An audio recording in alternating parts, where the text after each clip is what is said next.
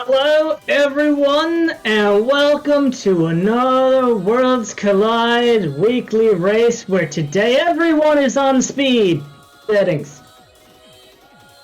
And someone's picking up my mic and re-putting it into the stream, which isn't good. Is it you? No, it's not me. Oh. Well, don't be you. Have to imagine that's the restreamer. I'm sure that will be fixed post-haste. I am joined in the booth, myself being Mr. Entity, by Jack and Miss Wedge. How is it going, sir? It's going pretty good. Just hanging out on a Saturday night. And, roller bears. It's all good. Yes, we have Boo tracking for us, and Franklin doing the restreams.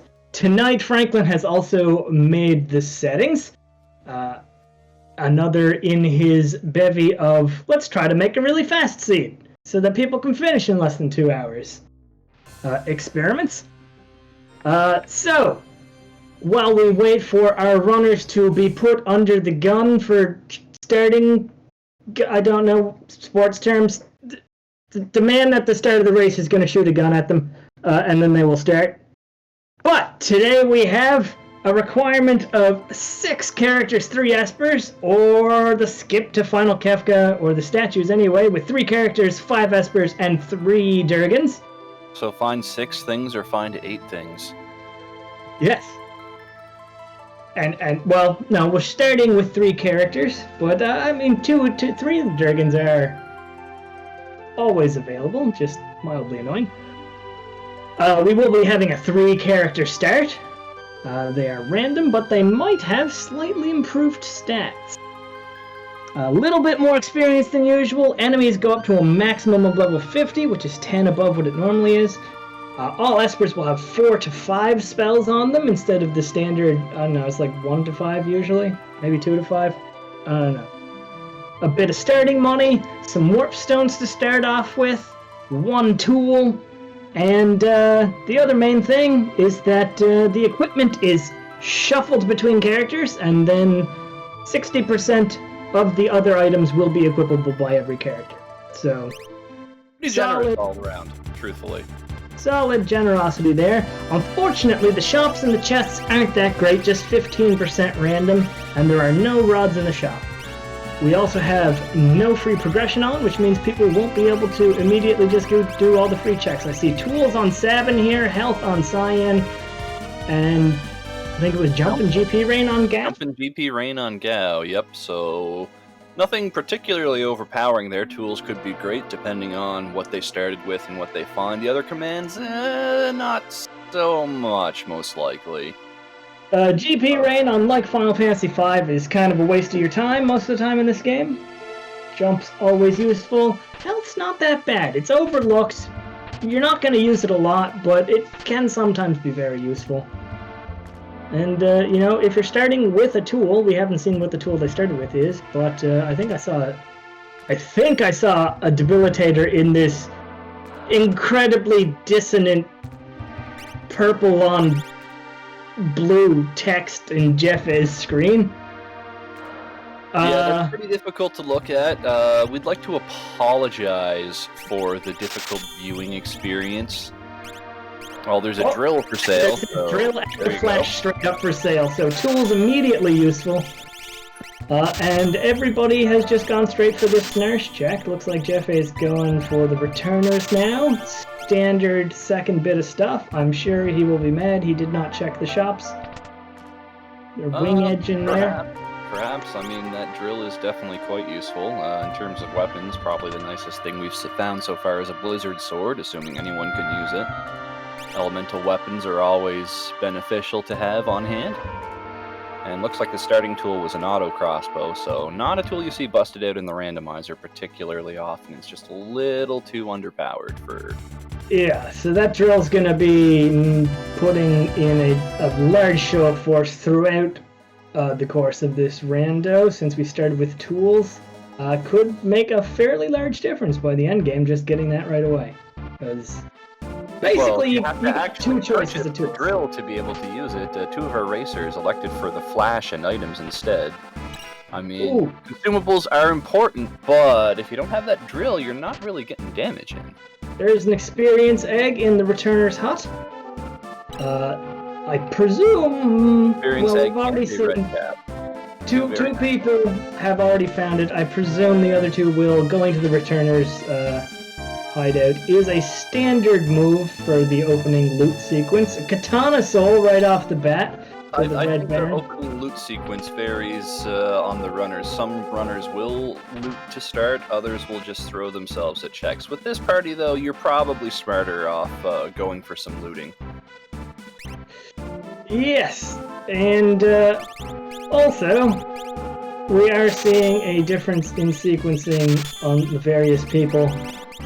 Anyway, some people maybe don't always go for the returner's hideout, although, you know, if you are the kind of person that loots at the start, kind of the main 3 you see pulled out right off the bat are Narsh, returner's hideout, and then South Figaro. Pretty And then- much, yeah. Unless you have Terra, in which case there's an obvious first move with the Imperial Camp. Yes, right in front of the sealed gate there. Tons of treasure. Inside South Figaro, Hefe's already picked up a Thunder Shield, offering for sale in the Relic Shop, so that's potentially great later on in the game if they find one of the 4 offering weapons. Yeah, potentially great. Thunder Shield also in South Figaro in a box. That's what I just said.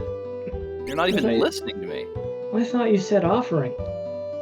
I just mentioned the Thunder Shield before the offering for sale. Yeah, but you know I'm not gonna listen to you. Well, I know that, but I can still call you out on it. Yeah, but I'm not gonna listen to that either. Oh, right, I didn't think about that. Yeah, well, you know, maybe you should listen to me. So, we are seeing several people now in South Figaro. Standard loot, as said. We do have some runners, not apparently in this group today, but some people, Jack, will just go straight for checks a lot of the time.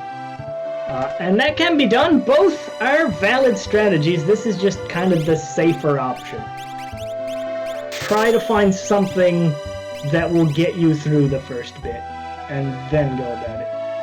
There's a drill. That'll play. Assuming you don't run into something too awful. Exactly. Drill in a few levels, that's all you need. For quite a while, unless you run into some pretty mean bosses, that's going to get you through most of what you need. Throw the Thunder Shield on that person.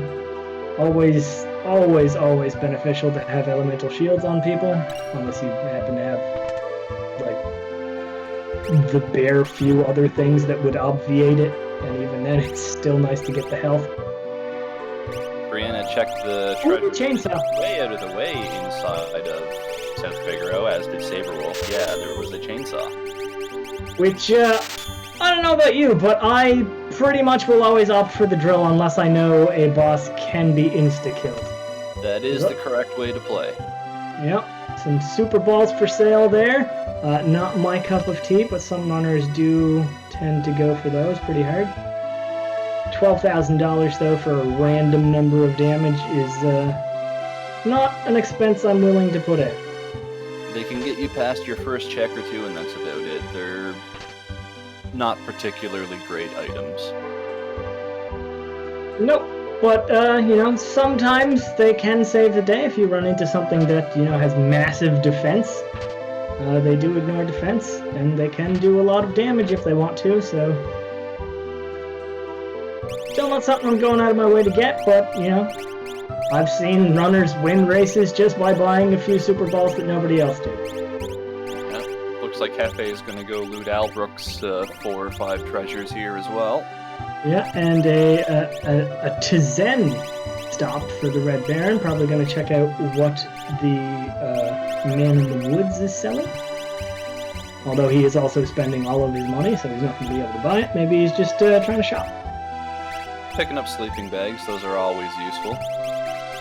Item is only 2,300 GP. That's pretty easy to raise by selling, say, the ribbon you found and maybe a sky render or something. Was it 2,300? I thought I saw 23,000. That's what I meant to say. Numbers are hard. Yeah, especially when they turn into letters. Because some people are illiterate. Jack. So, lots of looting, lots of shopping going on. Haven't seen a check yet. We do have a fair bevy of checks just kind of all right next to each other. I imagine we're going to see kind of the same sequence of, you know, Doma, Imperial Camp, the Falls, maybe check out the train. You know, all those Sabin and Cyan checks right there. If someone finds a dried meat, the Velt's right near those as well. Everything's kind of in a clump. It could be. I think this early, honestly, probably a good place to start would be Mount Zozo. You start with warp stones, chests on the way. It's free. I mean, you could have done that right at the start, rather than begin your looting elsewhere, for example. Some of them might be holding on to it for the fact that there's a dragon there, though. That could very well be in play as well. But with the start that you're looking at with these three characters, this is not a three-man team that I'd want to take through Kefka's Tower. Not so much. Like, the last time I did one of these Franklin Seeds, I don't think... I was the only one on the restream that even found a fourth character, and not for lack of looking. So, just because you want to hold on to some stuff, doesn't always mean it's a bad idea. Sorry, just because you might want to do something right away doesn't mean it's a bad idea to hold on to it for later. It's a value judgment. And for both Baron and Saberwolf here inside of Albrook. Yeah, and Brianna going for... At something inside the maze, and we've got Brianna climbing up Mount Colts. Interesting. Not a standard opening for Sabin checks, but also I have no problem with this. It's not actually a terribly long check, and it's on your way to all the other Sabin checks, assuming you're starting in South Vigor. Yeah, it's just a leisurely stroll up the mountain in a boss fight.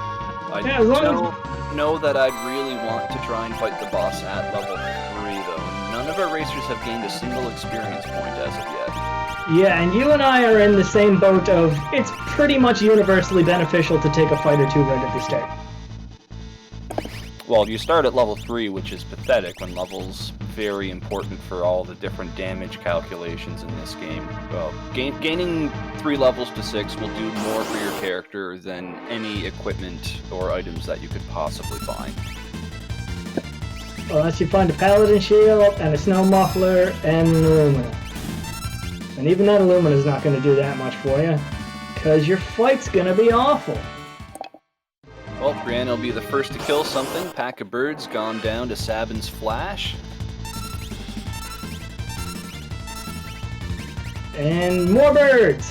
One of the easier fights to find. Looks like Hefe is going for the Velt here. Must have found dried meat somewhere, probably in Albrook. There is a dissonant Yeti to go along with his dissonant color scheme in his menus.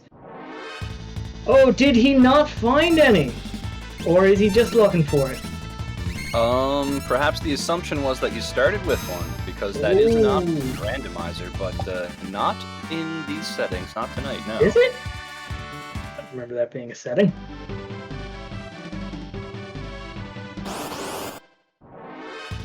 There's no start with dried meat setting. Isn't there? No. You can start with Phoenix Downs and Warp Stones and Tools, and that's basically all your Phoenix... I said Phoenix Downs. Yeah, that's it. I'll assume that I looked at the settings incorrectly then. Alright. Brianna still taking all these easy fights. They're not super great in terms of experience value, but, you know, it's still experience and easy fights, so... Hard to complain. Saberwolf is going for Mount Zozo, it looks like. Yeah, definitely looks that way. He has forgotten to buy Rustrid, though. Yeah. It's kind of interesting, though, that Greedy elected to run up to the save point and then fight for levels, rather than gain the levels on the way to the save point, because if this boss turns out to be something nasty and defeats her, she's back to level 3 on all those characters. Yeah. Unlike in vanilla, if you die in this randomizer, you do not keep the levels. That is a bug-breaking thing that Atma has elected to do. by just kicking you back to the game over to the start screen instead of the game over sequence. Rexel, not a boss you want to see at the start of the game, and Brianna has found a Narappa, which is not a worrying boss in any context. Hefe does have a Blizzard Sword in inventory. If one of the characters can equip that as a weapon, that would be the best damage against Rexel here. Oh, Baron also has found a Yeti. Does he have? Brianna's going to pick up the first Magicite. We've got Siren Magicite from defeating Narappa at the top of Mount Colts. It seems the Baron has made the same mistake as Hefe. Bought the meat? Where is it in the inventory? I'm not sure he bought the meat.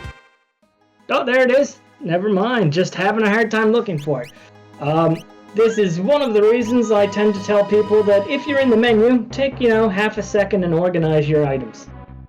Especially if you found something important. You want your, sleeping bags and warp stones at the top, you can mostly just auto-sort the rest of it. But it is a major saving from you just looking for a random slot for what you're looking for. Saberwolf finding another Esper. Well, not another Esper, but the second Esper of the seed in general. Dragoon boots there for Brianna. Could put them on Gao and have him jump. No, you can't. He doesn't have a fight command. He'd still be able to jump. Just like the Gao on Red Baron's screen, about to take a big old jump here into the falls. 2 Rexel fights at once. Siren! I saw an Ice 3 and a Bolt 2, and that was it. That was a very fast... Demi were the other 3. Pretty decent Esper to start out with.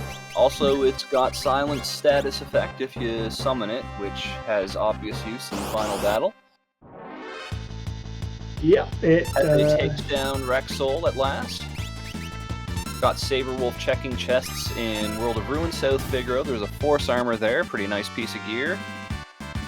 Yeah, people tend to overlook it a bit, because, you can go from Force Armor to much, but there's a very distinct tiering of items in this game, let's say. And Force Armor is just kind of at the top of a tier below the top tier. Pretty much. It doesn't have elemental immunities or absorption or anything fancy on it, but it's got really good stats. Looks like we're having some loading issues with the Red Baron. I'm gonna... because it does have a swirl. But we'll see. Well, Brianna has discovered a Setzer inside the Imperial camp. And the encounters continue to be pathetic for Brianna, so won't have any issue taking down these squirrels here. Hefe totally just looked at his Esper and I could not read any of it. Yeah, it's a very unique choice of font, I will say that much. Very much so. So, Brianna's gonna have as easy a time killing these things as she has with her other fights in Mount Colts. Just basically pull out the flash, everything dies, get some levels, hooray. Hefe following her into this Imperial Camp encounter here, so we will have 2 people with 4 characters shortly. Very easy encounters for Bree inside of the Imperial Camp. The Imperial Camp encounters do actually pull from a pool of multiple encounters there, so wonder if Hefe will have the same luck and just have these pathetic early game enemies and solo Stellies enemies. I believe there are 3 possible encounters here, and we've seen 2 very easy ones. I have definitely seen runs where people have fought a bunch of easy things, and then the next person comes along and every fight's an Intangier. Yeah.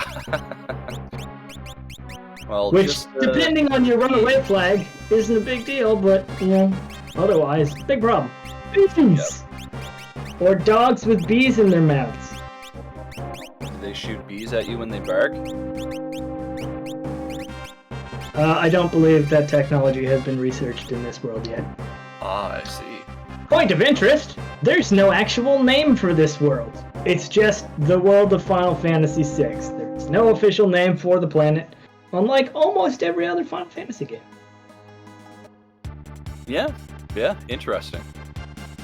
Saberwolf going for the Sabin to Zen check. This is the obvious follow-up to... Ooh, an offer. Obvious follow-up to going... bucks. Yeah. Obvious follow-up to Mount Zozo if you've elected to go for the World of Ruin route. Ooh, Chaos Dragon for the Red Baron. That's not the easiest fight in the world, but it's a low enough level that it shouldn't be a big problem. Throwing money at the problem. That fight is oozing with experience points, though. So Dragonhorn for Saberwolf. Dragonhorn. If no one else goes to Tizen in the early game, that could be a huge advantage for Saberwolf. Starting with a natural jumper? Still need to find a weapon for that natural jumper that's better than a starting katana. Something will come up. That's the hope anyway. It all depends on if Gao can equip the weapons or not. Well, there's a 60% chance of any random item being equipable by him, in addition to the chance that he was just given Pro Lance equipability from the shuffle.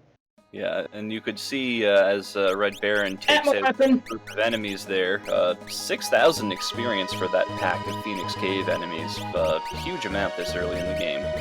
Yes. Atma Weapon for Saberwolf. He officially has some kind of end game with the Atma Weapon and the offering that he found in that check. Cat hoods for sale there. I would definitely be coming back for one of those if I couldn't buy one right away. I'd be selling everything in my inventory to pick one up right away. Cat Hood is a helmet that you want early in the game rather than necessarily late in the game. The earlier you get it, the more money you can have. Later on, you're not going to, say, leave Kefka's Tower and go back to shops.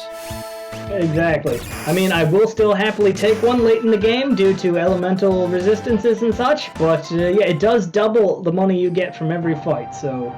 If you can get that early... Out spear at least, so that's at least a weapon that's getting the jump bonus.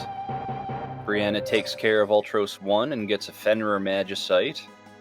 Made short work of it. Looks like Setzer's got Throw, saw a Flame Skein go off there.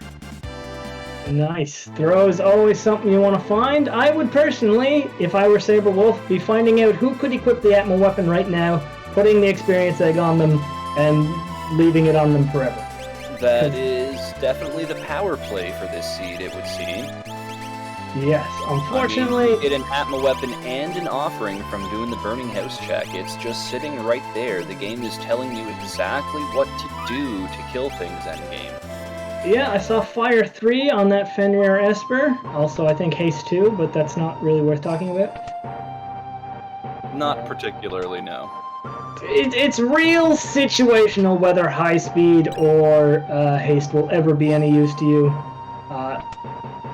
Main general case is put a speed plus on your jumper or a running shoes on your jumper because it does affect drastically how fast they come back down.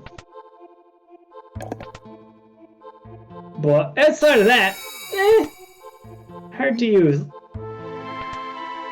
Hefe and Brianna both having the same thoughts here, I guess. Going for Cyan's Dream. They are dreaming the same dream, Mr. Entity. Dream. Boo, Jack, boo. Oh no, not a tunnel armor. That's oh no. Gigantic roadblock for Bree. Yes. Full twos and throw commands. That's the most worrying boss in the game. We haven't actually seen a difficult boss yet. We've had Tunnel Armor, we've had Ultros 1, and we've had Narapa. I guess Rexol in certain contexts, but... Early on, Rexol isn't too bad because you're only going to be seeing weak physical attacks and Mega Bolts from his minions. It's one of those bosses you'd much rather get out of the way earlier than face late, for sure. Very much so. Unless you happen to start with characters you can't really control. Crusader Esper there for Brianna? Yeah, that could be an issue. Anyway, Ultros 1 down for Red Baron, so there's Fenrir Esper. Oh, Life and Poison also on that Fenrir Esper. Whatever. Fire 3 is the big draw. Fire 3 is the best spell in the game. Yeah, always good to have some kind of resurrection spell, though, because, you know, maybe you don't find Phoenix Downs in the town. Maybe you need a bunch of Phoenix Downs, because bad things happen. You say that, but all 4 of our racers tonight went in and bought a stack of 11 Phoenix Downs inside of Nourish right at the start. They were just sitting there. 11 is a lot. But it is Last also the whole easiest game. number to pick because you just press up once and it goes to 11. Like the best Exactly. amplifiers. Acknowledge my joke. Haha. Acknowledge it. There you go. So, another Mount Colts lookout here for the Red Baron. Second person to go there. Saberwolf has found a Setzer, which means everybody now sitting at 4 or 5 characters. It's at least a full party. The only difference character-wise is that Baron and Hefe both picked up Umaro, but I don't think Umaro's really going to see a lot of use there. You just got a character with Throw that is going to be the cornerstone of the party for basically the entire game. Something I haven't seen anyone do yet, which I would have done if I had found Umaro, is put him in the party immediately, take off his snow muffler, and then kick him to the curb in the airship. Yeah, there is that. Because we still don't really have a fix for the fact that if you select unequip everybody not in party, or everybody just generally, Umaro keeps all of his equipment on. So if you don't go out of your way to get that snow muffler off him, he'll just keep it. He's greedy. Yep. Well, we just saw Saberwolf take a detour to buy 90-some shurikens. If you've got Throw, you can ignore the basic shurikens. Sure, they're cheap and plentiful, but you're gonna get a lot of just extra weapons you'll never use. Throw those instead for way more damage. I would never go out of my way for shurikens, but if I found them in a shop, even if I didn't have Throw, I would buy a stack of 20. It's 500 gil on average for about 20, so why not? Well, we've got an interesting opponent here at the end of the dream now, don't we? So, our first legit difficult boss, but it looks like at least one person's wearing some kind of fire absorption gear. That'd be the red jacket from earlier, I'm guessing. Red jacket. That move's actually a lightning move, so that would have been Thunder Shield to nullify that one. Interesting. I honestly would never have considered diffusion dangerous enough to actually learn what it is. Yeah, well, here comes Flare Star. This will be the fire protection test. Sabin does not have a red jacket, so down he goes. What? The other two took no damage. I guess because it was single target Flare Star, which is a bit unusual, but a thing that can happen with the way... It's because it was a counter-attack. Normally the boss fires 3, but with elemental scaling on, it can bust out a bevy of different moves. Flare Star, for whatever reason, is on a lower tier than Fire 3. I mean, I understand why, but in the hands of an enemy that is basically scaled to your level, Flare Star is going to be a one-hit kill against a single target, for sure. Yeah, it's probably going to go try console again, looks like. We know that this is unfortunately not necessary, as there's a free offering just sitting there inside the collapsing house. Umaro there doing as much damage with a regular attack as the drill. Must be equipped with something decent. But we do have 2 spicy chickens on the screen, which is the best number of spicy chickens to have when Wendy's is having a sale on spicy chickens, which they sometimes do for no reason. They don't do it for anything else. The fight will be absolutely no issue for Hefe, who's packing a stop spell, which is famously Spicy Chicken's one legitimate weakness. Bree, on the other hand, is continuing to weather all sorts of nasty high-level magic and magitech moves here.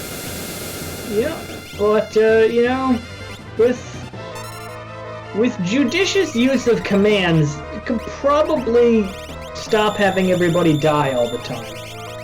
Just kinda, I would ignore jump for now and use Gao as an item user. Oh, just use GP Rain. The bosses has really high defense. This is I forgot about GP Rain. Where GP Rain would actually probably be the best damage your party's throwing in. Shrapnel's never an attack you want to see. Nope, it certainly is not. But this is a fight showing off why I said at the start that health is an overlooked skill. It can be quite useful, and it's literally keeping Brianna in this fight right now. It is keeping Brianna alive, that is for sure. But compare that to over on Hefe's side, where he's basically never going to see any attacks from the boss. Oh yeah, this is a very unfair comparison between the two of them. But it does show you that sometimes what you want for Hefe, though, Hefe's not interested in killing this boss in short order at all. He's just using basic attacks with the rest of the team. It's like, well, I might need those 90 shurikens or whatever later. I mean, yes, this is a situation where just you don't want to spend 10 minutes hacking away at this boss 100 damage at a time. You're going to fall behind the other racers. yeah, and Brianna's side looks like Cyan was playing too much Ninja Gaiden, took a bird to the face, but he's back up. Reset there from the Red Baron. Must not have liked what he saw at the top of Narsh. I did not quite catch what it was. Oh, he's in World of Ruin. So going for the Tridic. The Valley Garmanda Esquire. Lovely tracker here. Boo telling us that he hit the dragon, presumably accidentally. I do not believe dragons are scaled in this flag set. But yeah, if Franklin's telling us it was a storm dragon, that's not a fight you want to take early in the game with an unscaled dragon. Life 3 and Pearl and Stop on that Esper Saberwolf just got. Yep. Well, Bree hung in there and defeated Spicy Chicken. So there'll be a couple of rewards incoming for Bree here now. Presumably 2 Espers due to the no free progress thing going on. Raiden for the first one, Baron fighting Goddess. Simultaneously, one of the worst and one of the easiest statue bosses. Very low health. Tends not to do a lot of damage if you don't let her live too long. Dried meat there on the airship. Anyone could have gotten that area there. Ragnarok for Brianna as the second reward. But yeah, Goddess, pretty situational whether I'm actually scared of her. And if you started in this situation, there's nothing to fear. You have plenty of non-elemental damage that isn't the fight command, so... Yep, and a Thunder Shield on Sabin, so hard for her to actually wipe out the party. Yeah, I mean, you could and there's a quick now. Only Sabin just using the drill over and over again. A couple of characters are going to miss out on experience for Red Baron, but that is a dead goddess. Hefe continues to slowly dispatch the Spicy Chicken. Yeah, I would also say that the Baron kept the 2 most important characters in that party alive. And gets an Esper for his troubles. Saberwolf there on the Velt, gonna make use of that dried meat he just found. And... apparently going for a marrow here without saving as a safety beforehand on Red Baron's screen. Yeah, that's especially problematic this late into the seed where you have polluted the Velt beyond just the lone Lobo. Yes, there is, in certain circumstances, definite advantages to going to the Velt first. I once found cursed shields in a shop that were at a rate of 2, and I just went and killed Lobos for like 3 minutes and had 8 Paladin shields, of which I sold 4. Fantastic. Bolt 3 there! All of the major 3 elemental tier 3 spells are now in play. And Saberwolf has found a Yeti. Yeah, with all those tier 3 spells in, you should be feeling pretty good about your party at this point. You've got a thrower. In Saber's case, they've got a multi-jumper set up there. Maybe not the strongest spear, but a little bit of battle power difference isn't the big deal breaker there. Just multi-jump with a spear in general tends to... He's also got Offering Atma, which no one else does. And if you weren't happy with your... Oh, well, no, Gao doesn't have an attack command. Spicy Chicken is finally down for Hefe. Another high-end boss here inside of World of Ruin Narsh. It's the Guardian for Red Baron.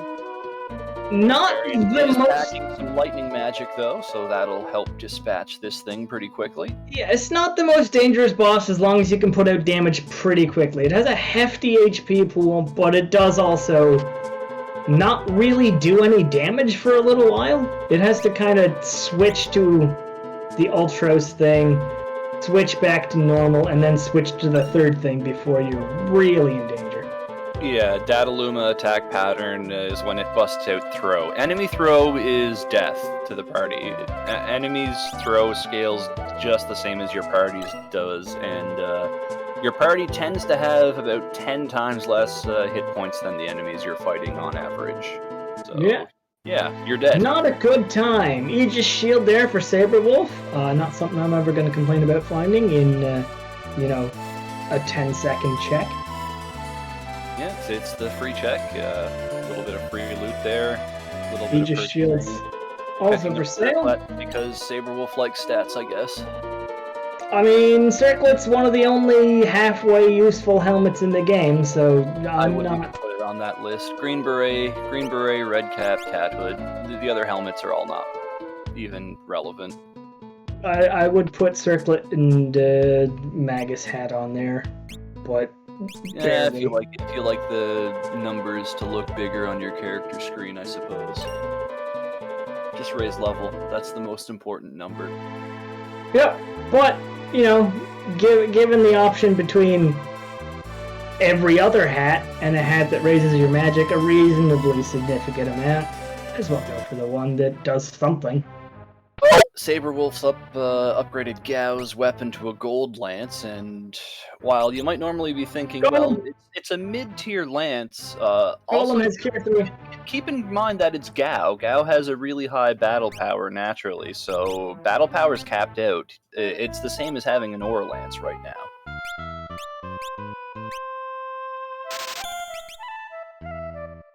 I don't know where the Red Baron got Golem. May have been from that Guardian fight that I looked away from for 2 seconds. But it does have Cure 3 on it, which is, as anyone who's played the game knows, pretty much unnecessarily powerful in terms of healing. The Yeti Cave was. So, yeah, that was the Guardian fight there. Well, yeah, basically any run where you get Cure 2, you're good. If you get Cure 3, you might as well just have a Mega Elixir. Pretty much, yeah. Well, we've got Saberwolf having a look inside of Daryl's tomb. Air Anchor, always a nice find if you got a tools user, because that will help you out. Air Anchor is the best tool. I mean, it's not, but in certain circumstances, it's incredibly useful. It's a free 80,000 damage on the final boss. Yep. Or a free kill on the Ghost Train, or any other insta-killable boss. Great for power leveling. It's just all around pretty great.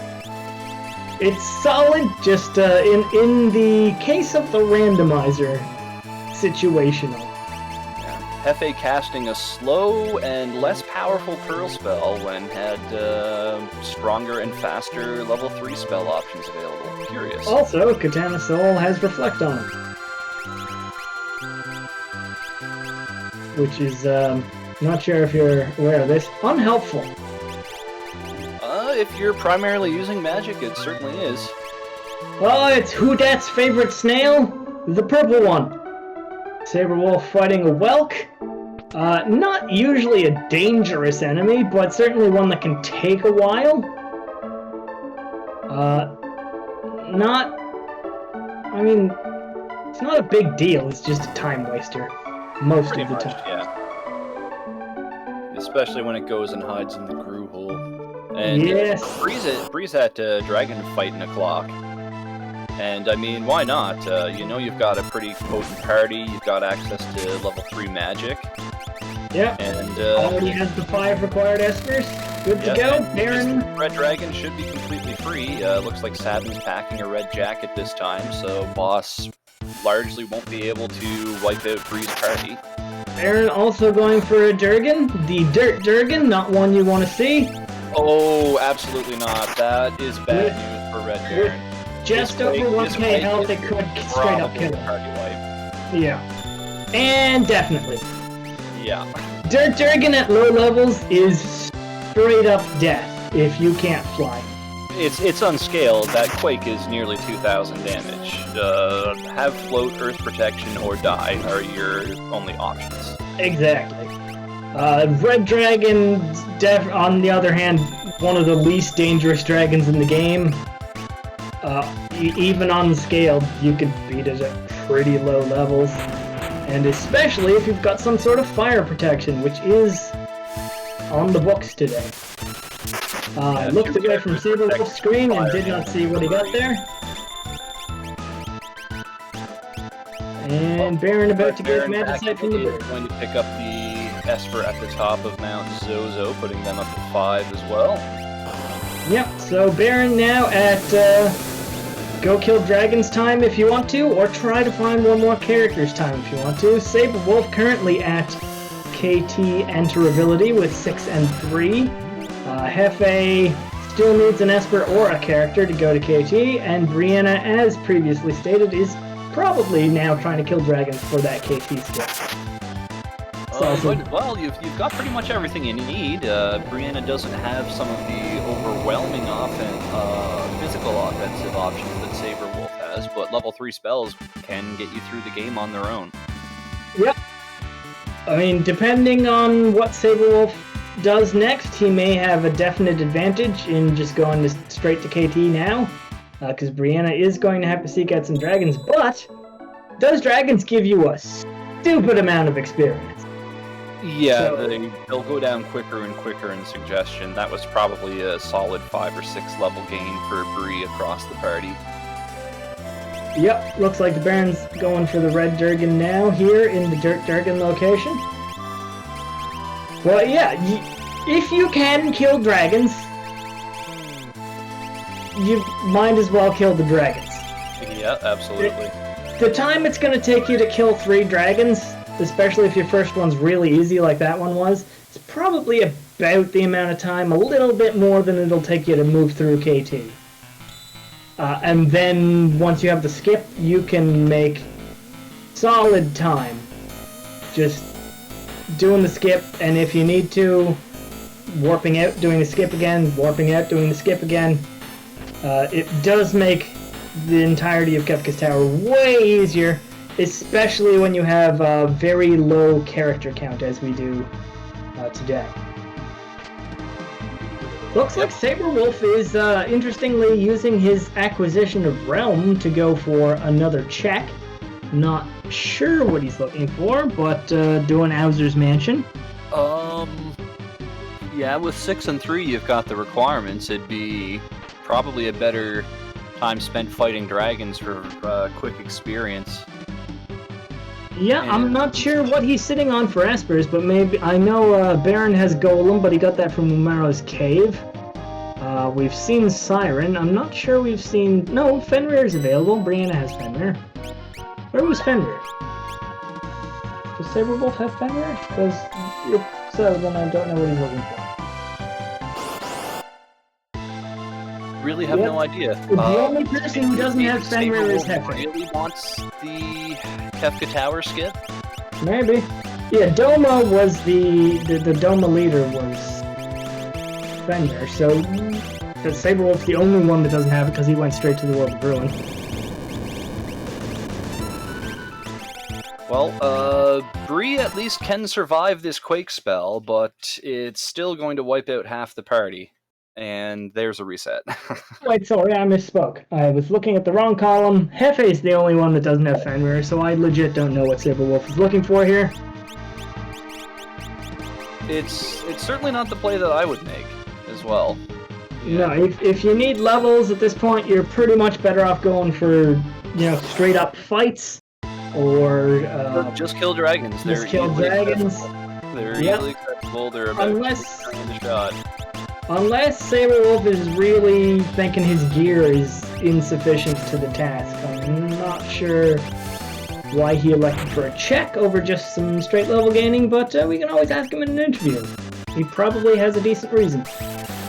Well, Bree back in against Dirt Dragon, pre-prepared this time with boat spell. The other thing about Dirt Dragon is it's not just Quake that kicks the crap out of you. It also has Honed Tusk, which tends to do multiple thousands of damage as a straight physical attack. It's a pretty potent physical attack. Dirt Dragon has a very high normal level, so the physical attacks are going to hit extremely hard. Yeah, it is not a nice boss. Basically, for me, some combination of Storm Durgan, Dirt Durgan is top tier Durgan, and then you go to Blue Durgan, and then the rest are more or less not an issue. Usually. So, we have now seen all 3 of the statues. Doom, quite possibly the least dangerous of them all. It's a boss that primarily uses physical strikes. Whenever there's enemy scaling, physicals typically aren't impressive. Yeah, unless you are reliant entirely on magic in this fight, you can probably get through it. The main issue here is he does eventually start casting Reflect on himself and negating elements globally. So if you don't have like non-elemental spells and you're completely reliant on spells, it is sometimes an issue, but mostly, Also, Saberwolf electing to use Fire 3 on Realm, presumably because of Murder Child memes, but she's got Blitz. Aura Bolt's going to do more damage than that. Boss is weak to Holy Element. Is Doom not also weak to fire? Nope. Huh. I probably knew that, I just haven't fought Doom in a long time. Fair enough. Well, Brianna picking up the Unscaled Esper. It's a free Fenrir Esper. And Hefe picking up Esper Fenrir, yep. Up on Mount Zozo. 15,000 experience for Red Baron, having killed Erexol, learned Flare, learned Bolt 3, learned something else that was important in there. Well, quote important. I mean, I forgot the third one. Bree going for Collision. It's Optical Engine, probably just a quick shopping / good item trip. Bree is one dragon away from storming Kefka's tower right now. Yeah, and can easily get that with the spells she's got in the... I was about to say White Tower, but that's a Wheel of Time thing, not a Final Fantasy VI thing. Let's be honest, she's going to go to Nourish and fight the dragon. Yes, there. that is the better option. Yeah. Yes. We know it's a Storm Durgan, which isn't ideal, but Bree's going to have no trouble with that. Having already killed 2 other Durgans, her levels are going to be sufficient to get through it. Yeah, and she's packing enough thunder magic to power New York, so it's not going to be an issue. Yeah, in vanilla, the Thunder Durgan is kind of the first one you come across, so it's not scaled that highly. Oh, it's a level 70-something enemy. It's pretty frightening. It is. Oh, it's a bad Durgan, but to tell players that backtracking in the second half of FF6 is something that you will do. The boss exists solely to wipe your party out and tell you to come back later. Yeah, but it's still not, the worst thing in the world. And, given the treasure the vanilla game gives you, you can pretty much kill that boss on your first try. You could. If you know what's coming up. It's totally doable, but it's not going to be pleasant for like level 25-ish is probably where most players would be at that point in the game. I don't know what the standard is, but I know when I was a kid, I would try to get to level 30 by the end of the Floating Continent. Because I was a kid. And didn't realize that was completely unnecessary. Yep. Also, because one of my favorite characters was Cyan, and he straight up sucks in vanilla. Somewhat, yes.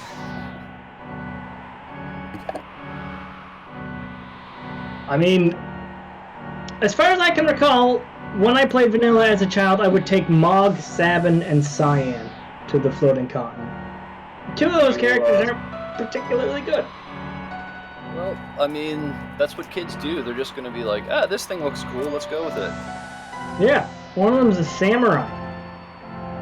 Yeah. The Red Baron giving us our first look at the Serpent Trench here as Hefe takes down Narapa, I assume in short order here, in Mount Colts. Looks like Saberwolf's finally going for Mount Zozo, presumably for the dragon and the many treasures. Absolutely for the dragon at this point. Bree is engaged in dragon. He's already gone there, you are correct, he is backtracking. And it is a Storm Durgan for Bree, who is going to get all the bolts in the face and then be dead. Hefe has successfully killed Narapa, because that's basically unquestionably going to happen in most circumstances.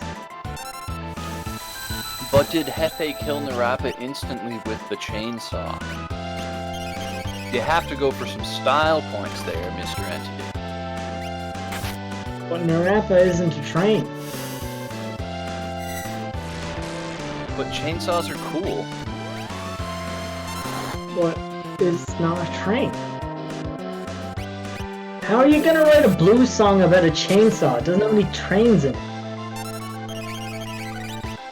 Maybe it's a chainsaw train. Well, now we need someone to give us some fan art of a chainsaw train.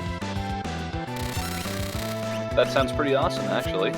Yeah. The very out-of-the-way treasure chest in Serpent Trench for Red Baron is an elixir. So at least it's something that can be used. Yep.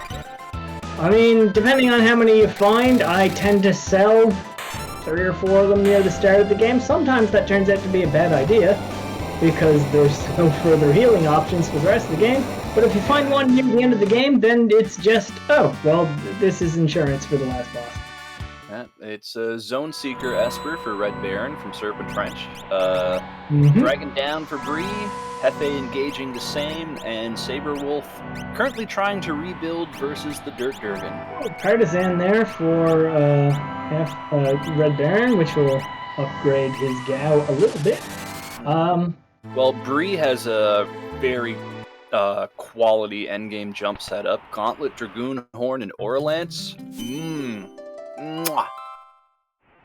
Yeah, Saberwolf's still the only one that's done to Zen. So everyone else is sitting on regular Gao with his regular jump.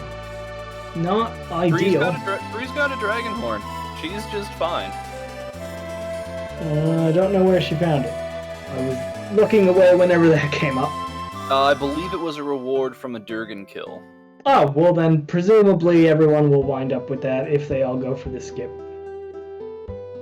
Well, looks like everyone's aiming to go for the skip at the very least, and probably going to be engaging the same 3 Durgans. Kind of hard to justify going after any of the other 3. Looks like Bree's just trying to do some last-minute shopping before entering Kefka's Tower. Usually, pretty typical play. You'll have several thousands of gills saved up at this point. Rather than fish for equipment, usually the best play is to just remember a store that sold elixirs or X potions and just go spend all your money on those.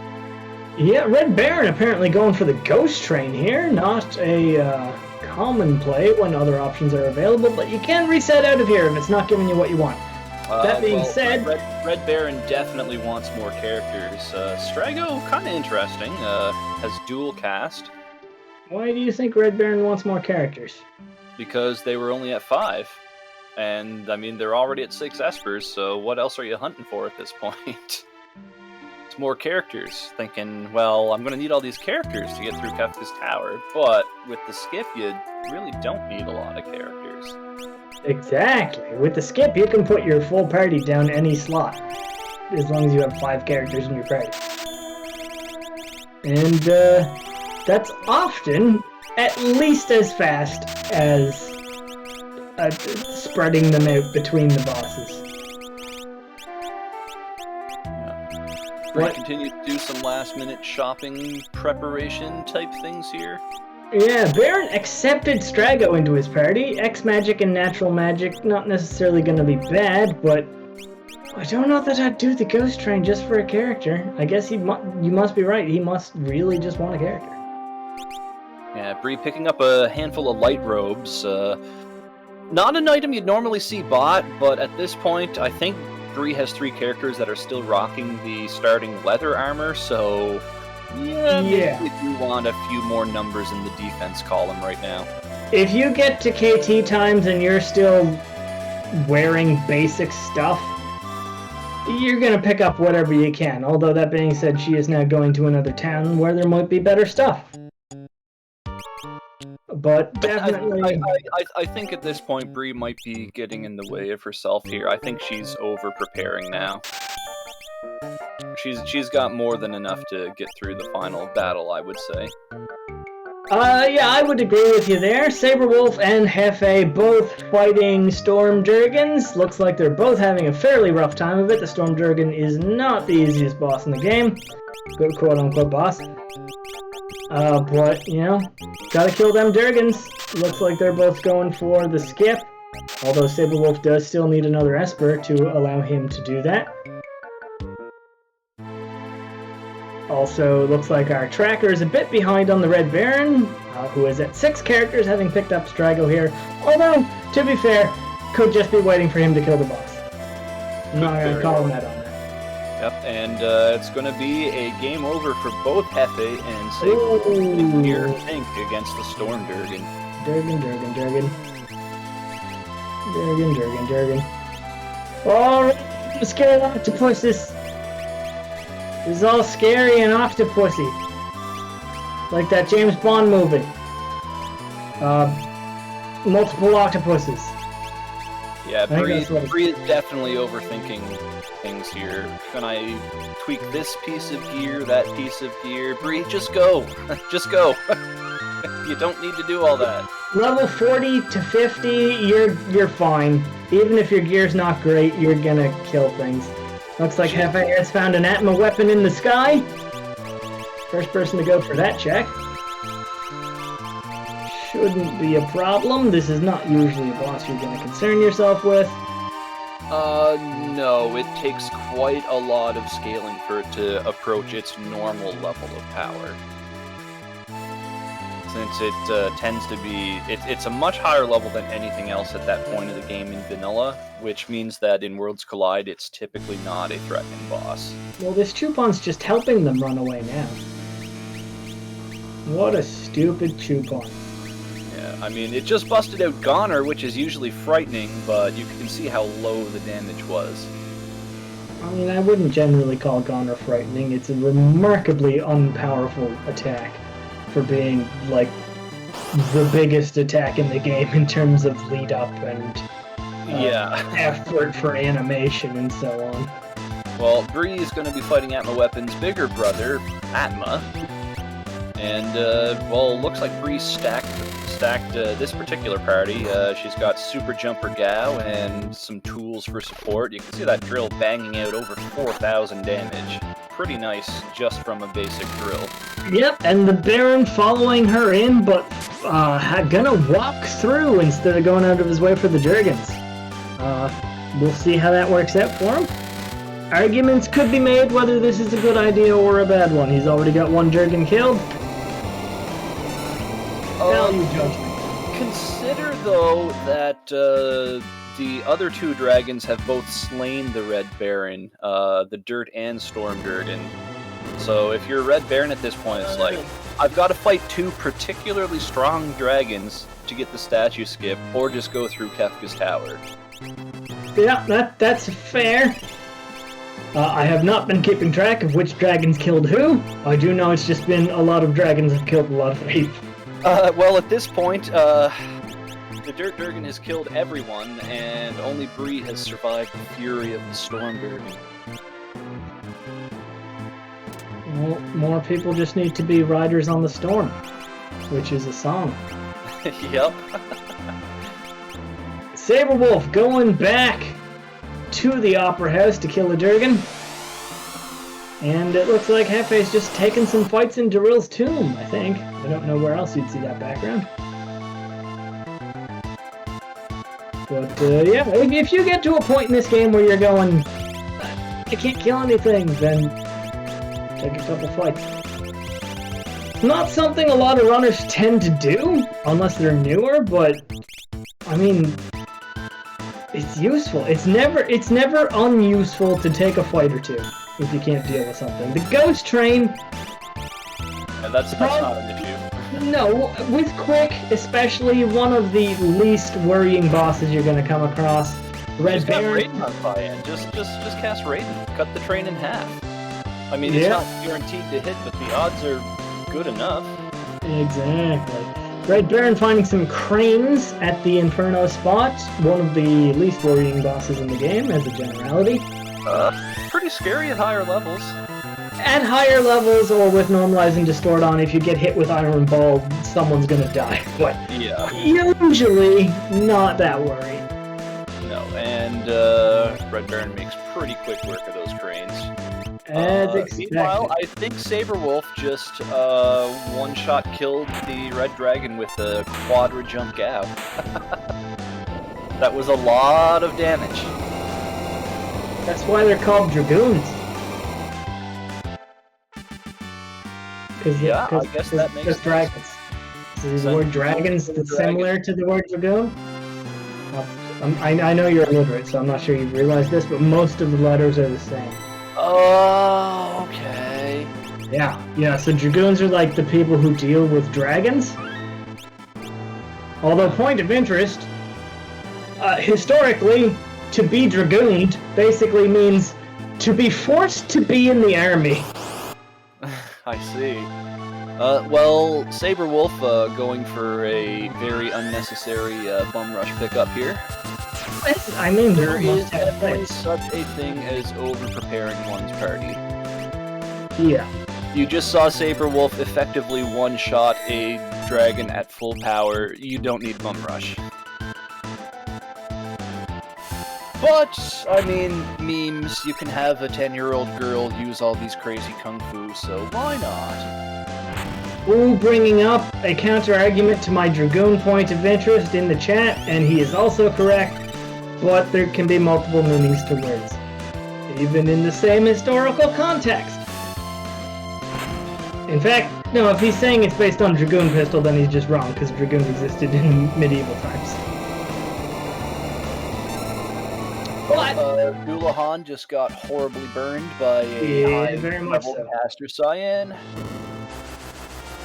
Cyan finishes his Dragon Ball fight with an old man to teach a 10-year-old girl some kung fu. And Hefe rides a turtle across a lake. As one does.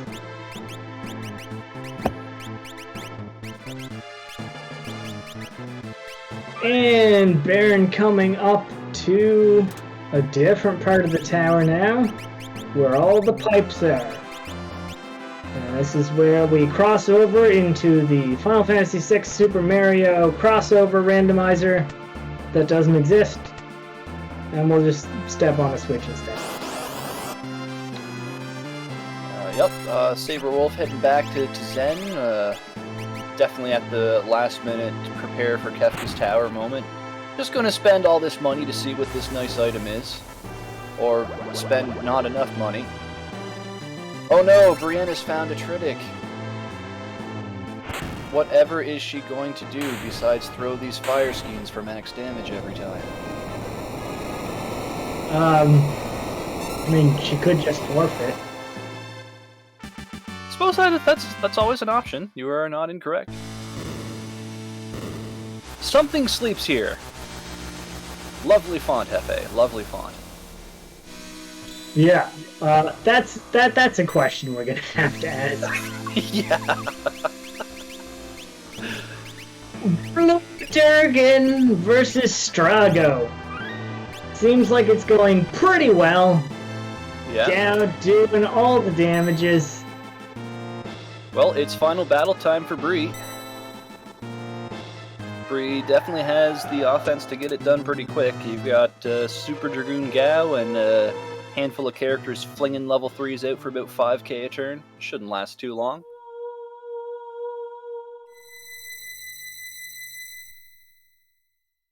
And looks like it could last forever. I'm assuming Red Baron is just taking this fight for the experience, since you can't really take advantage of the Durgan kill to get statue skip once you're already inside Kefka's Tower. I mean, you could, but you're giving away time at that point. Saberwolf going for the S for mountain check. He's really... I wonder if Saberwolf looked at the requirements, because... At this point, he could just go to Kefka's Tower. He's got 6 characters, which is all you need for... I mean, 6 and 3 is what you need for the Espers and the characters. So he could just walk in that way. He's done 2 checks now with this one. Since that, at least 2 checks. He's got 3 Durgans, so if he finds one more Esper, he could go for it, but I don't know why he went out of his way. He must be going for the skip, that's all I can think of. 10k on Tataluma! Realm does not like her father. He just wasn't around. Yep. He was never around. She's got issues. Yep.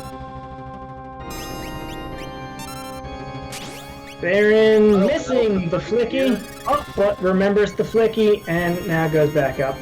Oh, Dozen's raiding us. Thank you, Dozen. Welcome to the stream. Green. Exonoff and connects first try, so that is long arm down for Bree. Oh, yeah, already into some big damage, and here comes the fire threes to melt its face off.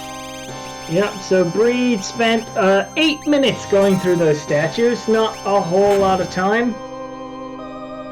Which shows you why the skip is good, especially if you happen to stack your party in the correct way to find the 2 easy bosses with the 2 single character parties. Yep. Hefe now at 6, 7, and 0 can definitely go to KT if he wants to. Baron already in KT. Saberwolf, I still don't know what he's trying to do. I definitely have interview questions for him. Yeah, absolutely. I have to imagine he's trying to go for the skip. He's already unlocked the skip, though, I think. Right? You need 5 Vespers. You need 5 Vespers. Ah, Yeah. yes. Okay.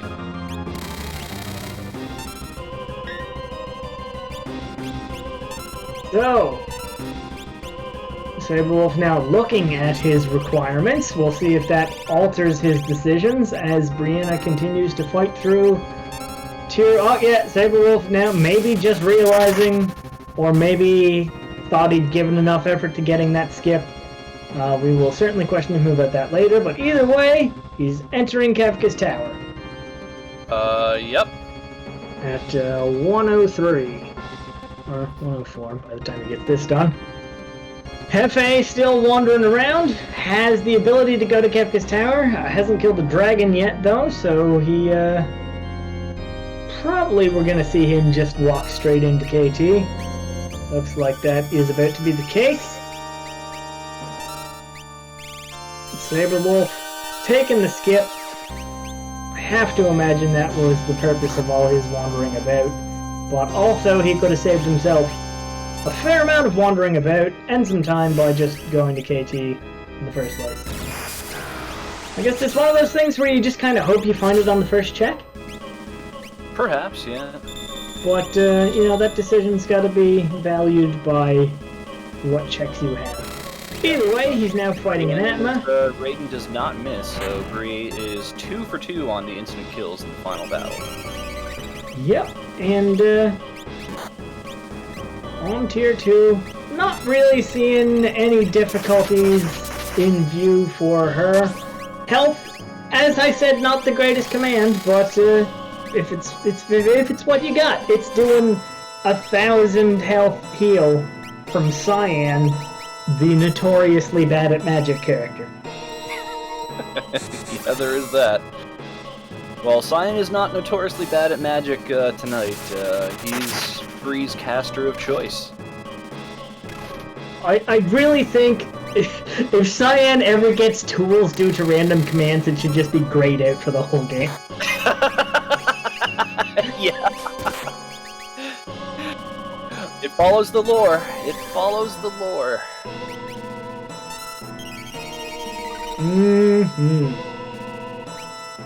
Baron about to Byron summoning for Bree to silence the magic part at the back. Yep, always a useful thing to do. The only thing left that can do much of anything is the physical part, so Bree's got tier 2 locked down here.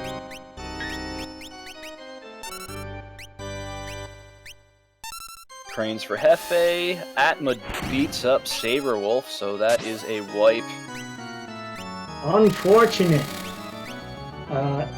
But you can see that sometimes, you know, you get to the end, and even if you've tried and you got good stuff ooh, that's not a great place to be having a save. It is not a...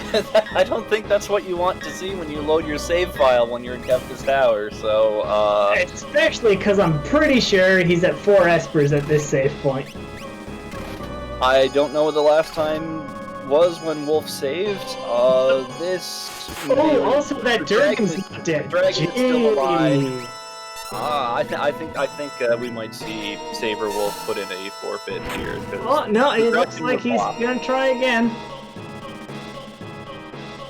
That's rough though, because I think where he got the Esper was in Esper Mountain, but for some reason, I mean, that seems like a weird place to get an Esper, but... Yeah, well, that's at least 20 minutes of progress gone. This is Durgan you have to kill again. Bum Rush no longer unlocked. Oof. Yeah, that is rough. Brianna on to tier 3 now, though, as the Baron steps on his first switch. And to tell our tracker what's going on, I'm pretty sure he's minus a Durgan and minus an Esper, because he was looking for that 5th Esper for a while. Well, let's see if Red Baron has any better luck with Atma here compared to Saber Wolf, who was destroyed. Yeah, hopefully he's at least saved in the last 20 minutes. Yeah. Because that is rough. A good party combination for Red Baron here. Cyan is extremely underleveled compared to the rest of the party. Not often you see Scan pulled out. 20-some K left on this boss. That's about 10 rounds of drilling. Red Baron's going to compare damage from Flash. It's actually comparable to Drill right now, which is not something you see particularly often.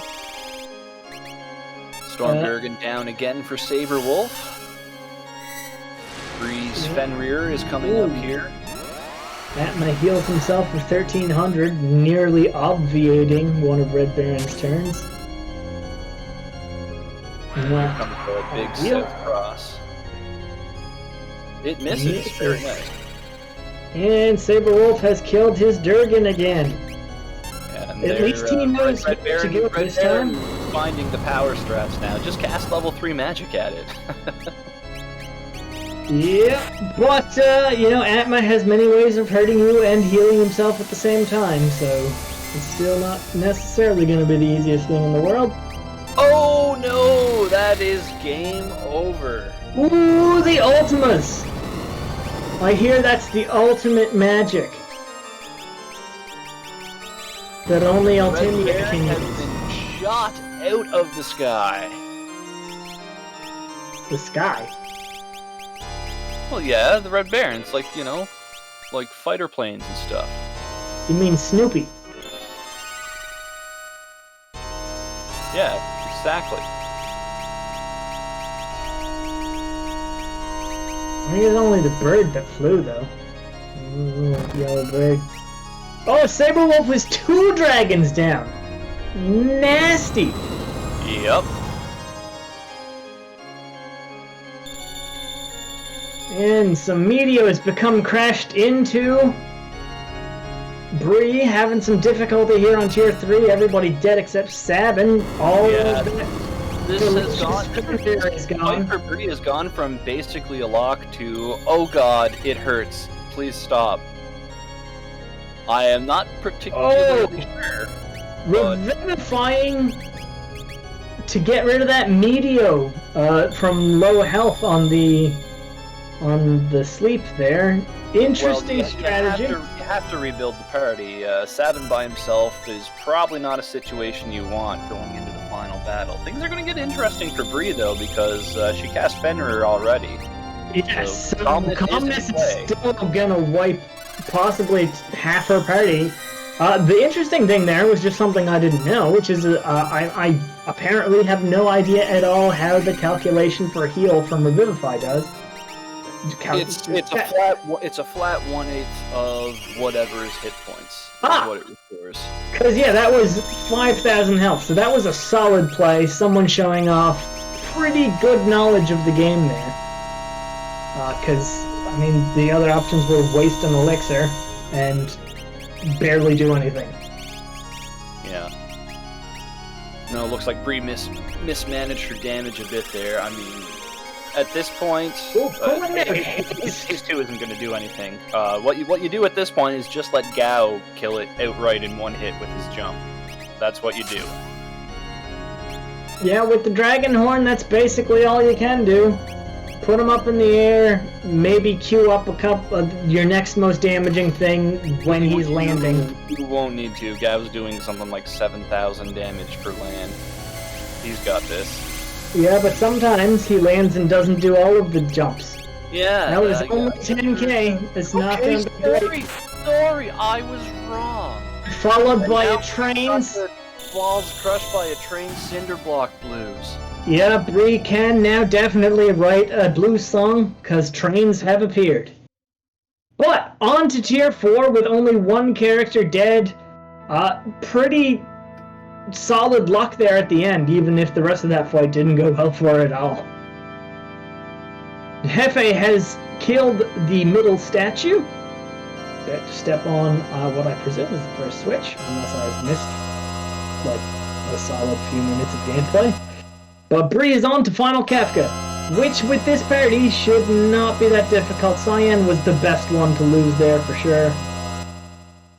And was her big caster, but the jumper, yeah, and the thrower. The damage is fine. It's just a matter of not triggering any bad counterattacks. Yep. Throwing shurikens in the final battle, that feels bad. Must not have anything left to throw, I'd have to guess. Because at this point, you're probably better off using skeins or breaking rods or something, because shurikens are kind of pathetic. Single shuriken's probably going to do more damage than a single skein, unless you have pretty high magic. What? Decent damage is being done overall here. Several K per shot. This is definitely doable. And shurikens do ignore defense, so, you know, they're always worth having. Yeah, still, it's only 3,000 a shot. That feels really underwhelming compared to the rest of her offense. There comes a hyperdrive counter. That's a dead Setzer. Yep. Gonna land for all the damage in the world. No counterattack, mercifully. Beyond chaos break those shields, Bree. Why? Why drill? Break shields. All day, every day. Break the shields. Well, please don't tell me you're gonna Phoenix down Setzer. Oh, no, going for an echo screen. I have no idea why Bree is trying to lose this fight. Masochism? Perhaps. Looks like the Red Baron is entering into the final Kefka fight now at 114. Yeah, despite Red Baron having to do the long way around Kefka's tower, Red Baron's caught up pretty significantly to Bree. Also, Bree is apparently re-equipping the shields. I guess to heal must be very low on items. Saberwolf picking up his bum rush again.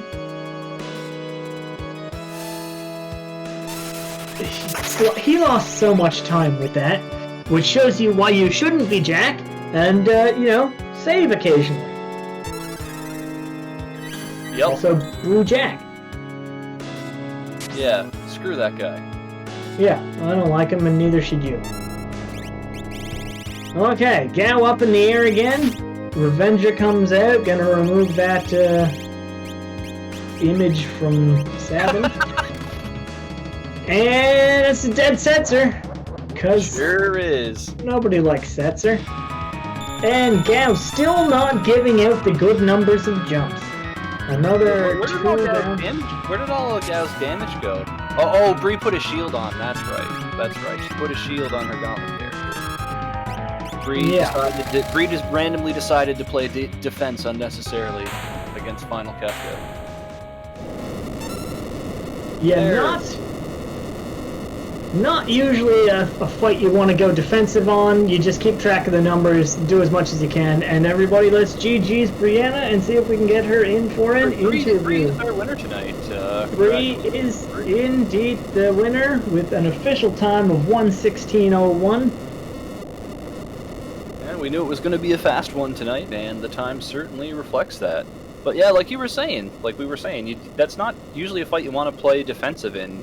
Bree could have been done over a minute ago. All she had to do was just break the shields when Kefka was charging Goner. You saw he had less than 12,000 left at that point. Bree had to play defensively for a full minute there. Yeah, I mean, I don't know. It's a difficult decision to make if you've been put on the back foot by the previous tier, and maybe you're just Oh yeah, of course. And Worried. it's always spur of the moment thing. It's pretty easy to critique when you're just sitting here watching everyone play, but when you're actually playing the game yourself, it is pretty easy to get inside your own head, second guess yourself, and just generally make suboptimal play because you're in the moment, you're trying not to lose, etc., etc. Yep. And Hefe is moving into Final Kafka. Saberwolf finally starting to kill some statues again. Yeah, this time Saberwolf was prepared for that nasty Atma surprise. Yeah. Brought in the big guns, the big jumper. We are now joined by Brianna. GG's on the win. GG. So, how do you feel that went for you overall? Better than I expected. Jet seats are not my forte. I know they're not my forte, and I am thrilled that I did as well on it as I did. Yeah, I'm right there with you on that. I tend to do better in longer seas. But, yeah. Well, a couple questions for you, for sure. I think the main one is, you got to the train, you had Raiden equipped, you didn't use Raiden. So I completely forgot that Setzer had Raiden, or whoever was fighting them had Raiden equipped. Yeah, it was completely forgot. Yeah, I mean, that's fair. That happens to me. Sometimes I forget that you can even do that in the first place. Cyan. It was Cyan because I was doing Quickfire 3. Yeah. That's right. You kind of set up your party pretty optimally because the only difficult KT boss was the one where you had the two characters. So yeah, Big Brother Atma was not very difficult between defense piercing drill and a pogo aura lance. Yeah, just be glad you're not Saberwolf because he got to that, died, and lost 20 minutes. Oh no! Yeah, so, that just shows you how, if you set up your party wrong and you're not diligent about saving here and there, things can go badly for you, so, good job on the luck on the setup there. The other thing that I definitely wanted to congratulate you on for your game knowledge was when you were in pretty serious difficulty on tier 3 there, you used a Revivify as a heal item instead of, one of the other options, which was something I had to be told it heals 1/8 of health. I did not know what number it was. Yeah. Yeah, so that... And I actually didn't know that until I started playing the randomizer. Oh, I've been playing this randomizer nearly since it started, and I still didn't know that. So, good on you for that one. Yeah, oh my god, he was so rude. Like, a Meteo counter followed, closely by a double Meteo. Oh yeah, it was clearly the roughest part of that seed for you. I can't believe I got through that only losing Cyan, who arguably was my lowest damage at the time. Oh yeah, I said that when you got to tier 4, that was probably the least worrying character for you to have lost. But I honestly would not have been surprised if you had died there if you hadn't pulled out that Revivify. I completely expected to die there, and then when he used that additional Meteo, I was like, okay, second Revivify. Yeah, it was not a nice time, but as we all know, tier 2 and tier 3 are usually where you lose that fight. No, I have to just, bless Sabin's magic evade in that fight. He saved my run. 100%. He was sitting there with 3,000 some health when everyone else was dead. Yeah, so I did buying those light robes because I couldn't find any better options ended up working out for me. Yeah, Jack pointed that out that you had bought them, and I said, well, if you wind up at the end of the game and all you've got is your starting gear, basically. Yeah, I was still in mostly my starting gear. I had some nice shields, but that was it. Nice shields and a red jacket, that's what I had. Yeah, And at that point, just buy anything. The first thing you find, buy it, and then go. Yeah, so I put light robes and gold helmets on everybody. Which, worked out for you in the end, I guess.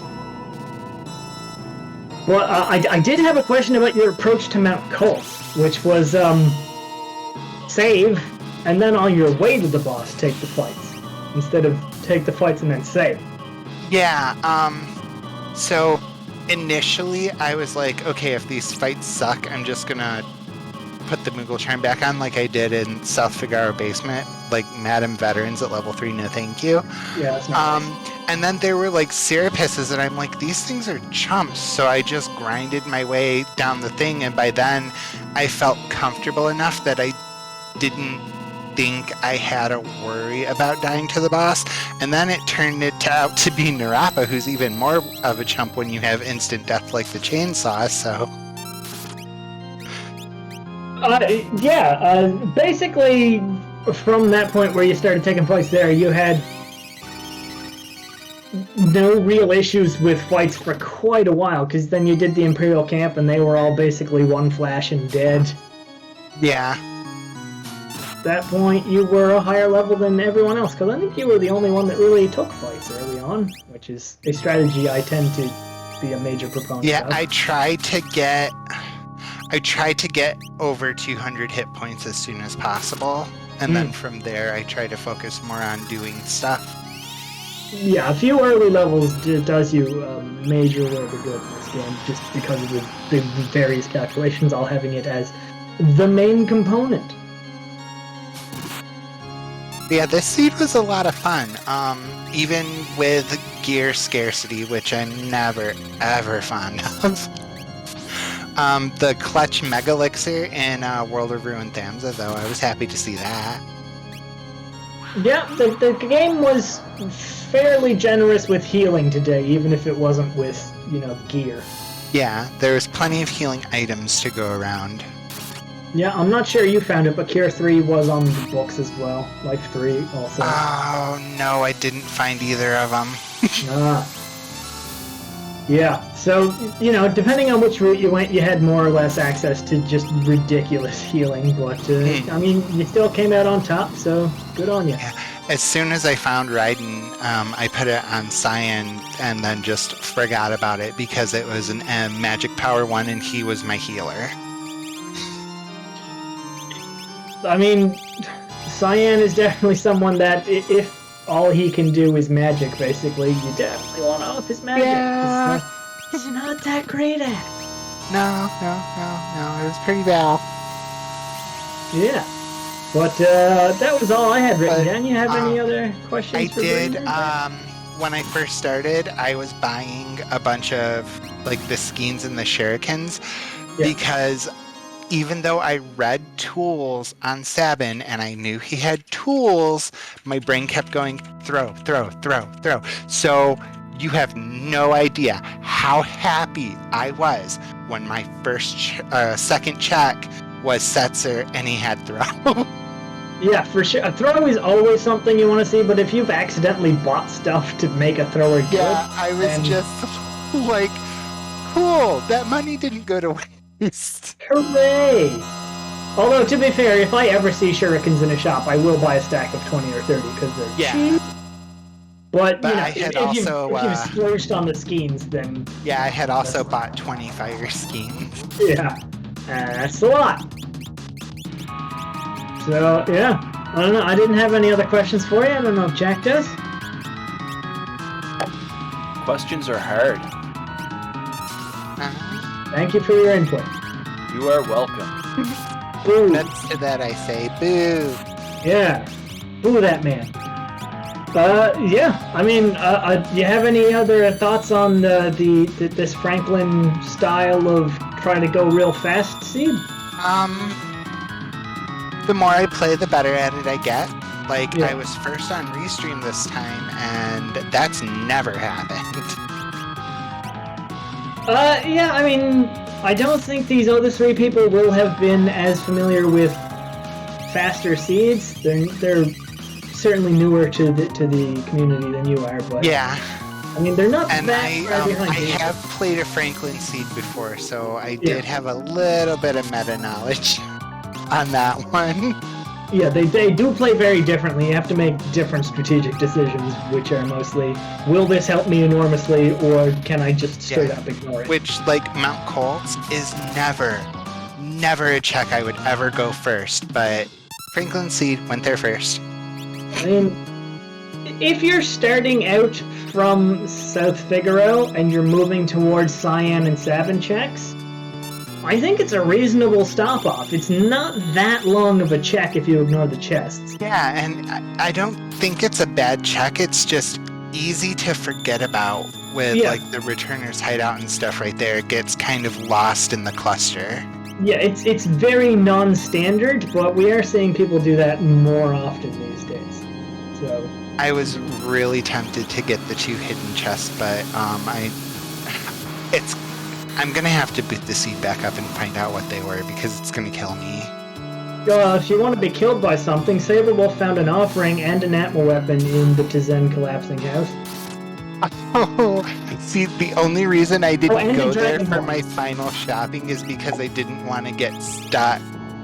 I wouldn't feel too bad about it. None of the characters anyone found could use the Atma weapon.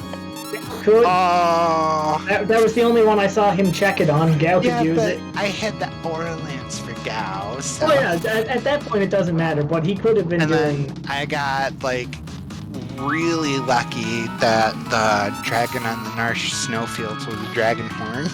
And we're being told in chat Sabin could use the Atma, so you could have had quadruple Atmas apparently, which Saberwolf has just ignored.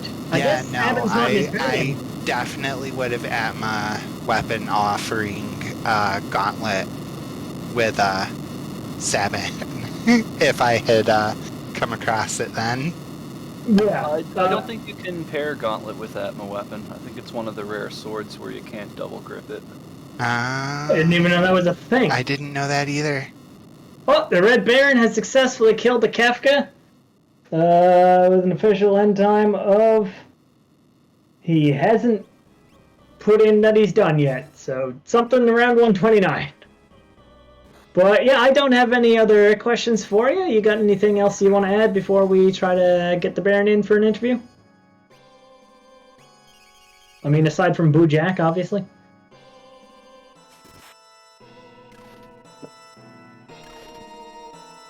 Boo Jack, nope, that's all.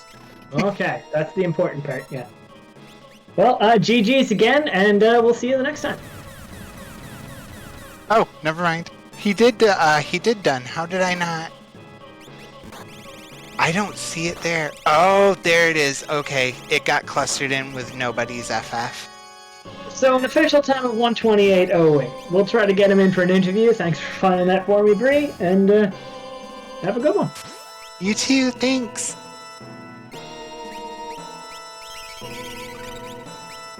Alright, we'll see if we can get the Baron in here.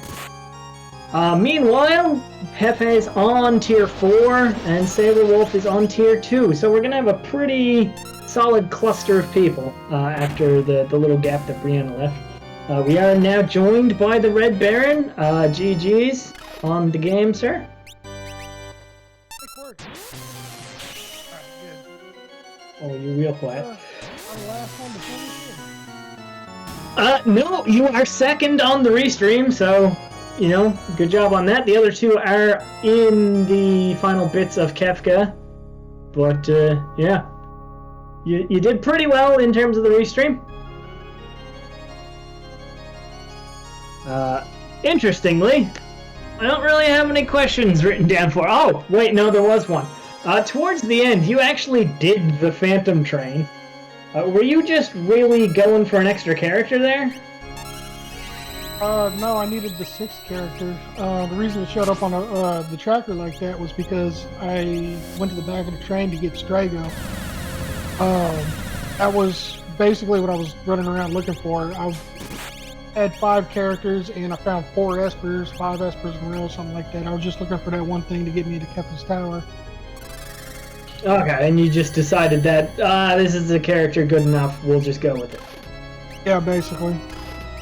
All right. I mean, I came into this with a plan, but you know, every time I turned around, any plan that I formulated in my head just kind of got shot down. As soon as I got Siren, I was looking for the white dragon so that I could cast silence on that and try to get like an EXP boost. I was definitely looking for any dragon I could kill. I mean, red dragon with 2 people with ice 3 really helps. I kind of figured this was going to be like a low econ game, and you know, I'm probably the only person who kept tomorrow, and for that reason, he's a beast at lower levels. Yeah, he can definitely put out some damage. I think I saw on your screen at one point he was just hitting people for the same damage that your drill was doing, which was ridiculous. Yeah, basically. I threw the EXP egg on him real quick and just, you know, let him do his thing. Oh, wipe on Kafka there from Hefe. That is unfortunate, and we have a forfeit from Hefe. We'll see if we can get him in for an interview in a minute, but we'll continue with the Baron for the moment. What do you think of this style of Go Fast Seed overall? I like it. I like it a lot. It was a lot of fun. It's a bit easier to plan out your routing and everything. I just have terrible luck when it comes to opening up KT, because like I said, I spent probably 30 minutes looking for my last character. Yeah, and it seems to happen a lot. I mean, your luck can kind of go either way with this stuff. I mean, the last one I did of these Franklin-style Go Fast Seeds was I was the only person on the restream to even find a 4th character. So, you know, sometimes yeah, I think I remember things don't work out. Was like a week or so ago. Yeah, it was last week or the week before, something like that. I would like to point out that I think I got lucky on this Kefka fight, though, because anybody that was watching my screen right as I actually got the kill on Kefka, he did his ultimate counter and wiped my party while Gal was in the air, and when Gal landed, he killed Kefka. Yeah, that was a beautiful bit of serendipity there for you. Right. Now, I tried the same thing in the race you were talking about last week, and had Go-Go with fixed ice jumping, and that actually cost me the game, so, you know. Oh, that's a super. God's perfect, land of God's giveth. Yeah.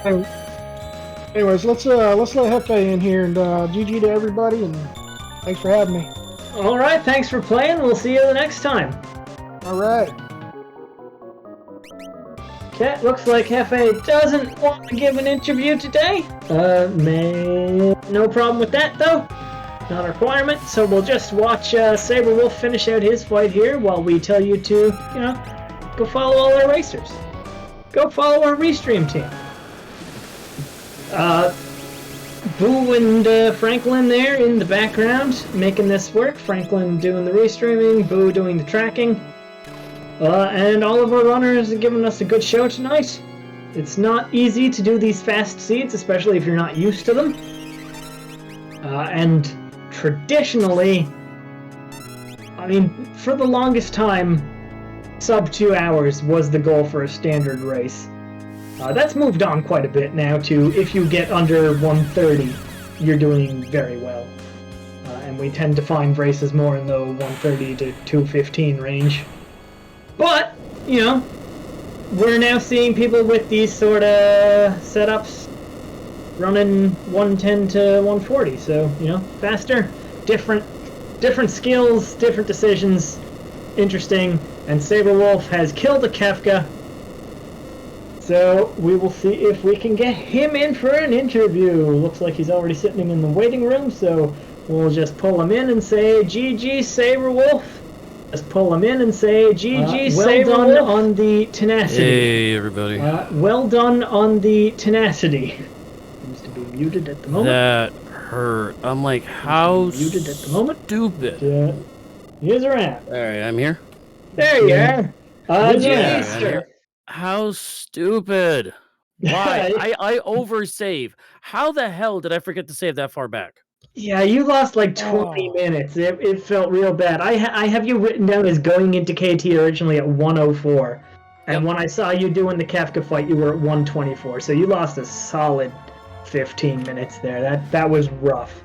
The only good thing I got out of that was the fact that that Setzer didn't die through all the other dragon fights. in the boss fight. So I actually got levels on him. So I got about 10 extra levels that he didn't have. So that was the one good thing about that, I guess. But yeah, that hurt. That hurt a lot. I can definitely feel you there. Would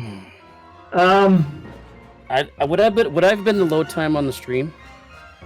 Possibly. I think you would have come in second after Brianna pretty closely. It's hard to tell how the final fight would have worked out there, but you were pretty close to her in terms of actually getting into Kefka's tower. So, and you had the skip, so you probably would have been a reasonably close second, if not. Like, she had a real rough tier 3 too, so you might have pulled it out from her. Yeah, it's hard to say. Yeah, I didn't feel comfortable like going in there. I was only like level like 24, I think, before starting all those dragons, and I'm like, this is way too low level. And I need to do dragons. I might do something to get my levels. I'm like, well, I might as well do dragons to get the skip. So I was like, okay. Yeah, I'm not sure what levels you entered in with after the Durgans, but I did know the only levels I actually noted were Brianna's, and she was between level 40 and 50. Yeah, that was pretty much all just dragons. Yeah, Rome was like level 53 going in with Bum Rush, so I knew I had it easily. Plus, Gal was doing like insane jumping damage at that point, so I was like, I know I got it. It's just had to get there. Jeez. So, did you deliberately take Sabin out of your party? Did you never notice that he could use the Atma weapon? It wasn't that I didn't know well, I never even tried to use Atma weapon on him, number one. And number two, I was like, okay, throw is pretty good, but Setzer kept dying and I wasn't really thinking that. And then I had like, well, I have no cures right now. I need some sort of heal. And I already designated Saiyan to be my magic user because he had health and magic and everything else. Yeah. And then the last but not least was Gao, and he was going to be a super mega jumper because I had Gauntlet and Dragonhorn. So I was like, well, I guess you found Realm and went, well, I can get Bum Rush. I get Realm. I'm like, oh, Realm, Murderer Child with Bum Rush. Yes, please. Yeah. So I'm like, and then it's just, Sabin was just the odd man out. I was like, well, what's the weakest ability of the bunch? And I'm like, tools. Fair. Not even thinking I had offering Atma weapon, but you know, whatever. I mean, it's just that was just what I was thinking. It's like, which ability is worse? Yeah, I mean that's fair, and I don't think anybody else actually did to Zen, so it wouldn't have actually. I mean, it would have made you a little bit faster, maybe, but Atma weapon is not really good until you get the high levels. When you found it, I said I would just immediately put the experience egg on Sabin and leave it there forever, but I don't think you even checked who could use it then. Gao was the only one that was notable for having, because I saw you go into your equipment screen and it was there, so yeah. Atma weapon's an easy thing to overlook, I guess. Yep. Especially, like, you've been around long enough, I think, in the server that the Atma weapon used to just be trash, right? Well, yeah, I remember back when Atma weapon was the original standpoint instead of its like early game standpoint. Mm. But by the same token, though, I was just like, it's not for me. Like, I don't particularly care for offering because it's not targetable. Granted, Bum Rush isn't either, but I know Bum Rush is going to do quad 9s when it does hit. Where Atma weapon, it's like it's chancy on what your current health is sometimes, and it's like, and I had a hard time keeping people's HPs up, except for Realm. Apparently, Realm, because she has so many levels, she was around 4,000 HP. So there weren't a lot of defensive options outside of a couple shields in this seed. I noticed there was a fair number of ways to heal yourself depending on which route you took, but in terms of just straight up not taking damage, there was basically nothing. Well, yeah, I did find I found a Cure 3 late. On an Esper for Realm. I just threw it on her because I needed her just to learn things. So I got her Ice 2 because I got the Ice Shield. So I gave her Ice 2 for the Tiger. And she got Mute. I found Mute. So I got Mute's good for magic. So I found that. So I just wanted to get... That was the other reason why I wanted to get the Dragon Fights in there. It's like, okay, well, I need to learn these spells. Yeah, so I can't 50 learn these magic spells. points is good. He's Kefka. Yeah. And I was like, 50 magic points. I ought to learn all this stuff. I'm just going to plow through it. So... Yeah, understandable. But yeah, that 20-minute loss. That is. Oh my god. Yeah, I'm sure everyone on the stream was right there with you with the pain of that, because that's something you never want to see unless Jack did it. Yeah, and also the bum rush cutscene. I had the bum rush cutscene on top of that, which is in itself like a full minute or two. It's 2 Durgans, a full check, albeit a short check, but still, and the 90-ish seconds that the bum rush cutscene takes. It was rough. But a lot of people were saying, "Oh, he's just gonna forfeit now." I respect that you came back and you saw it through. Oh, I don't quit. This dog don't quit. I mean, when I get close to 3 hours, yeah, I'm like, okay, well, stream's almost done. I'm just gonna stop here. But no, on these jet seats, which I love, by the way, these jet seats are amazing. For this live stream side-by-side racing thing, I'm enjoying this a lot. I feel it's more competitive. There's more action, and I don't know. It's just more interesting to me, so I'm loving these. Yeah, there's a lot to say as to their benefits. Just depends on your playstyle, whether you like them as a runner, I guess. I don't mind either way, although I don't mind either way either, but say, for this platform, I mean, yeah. Yeah, I'm personally definitely a better runner when the seeds are longer, but a lot of that's going to be we just haven't done a lot of really short seeds, so there's a lot of strategy that has to change. Yep. I have a question written down in very bad English, which is basically, you had your requirements met and you had Fenrir, but you still went and did Owser's Mansion. What was the reasoning there?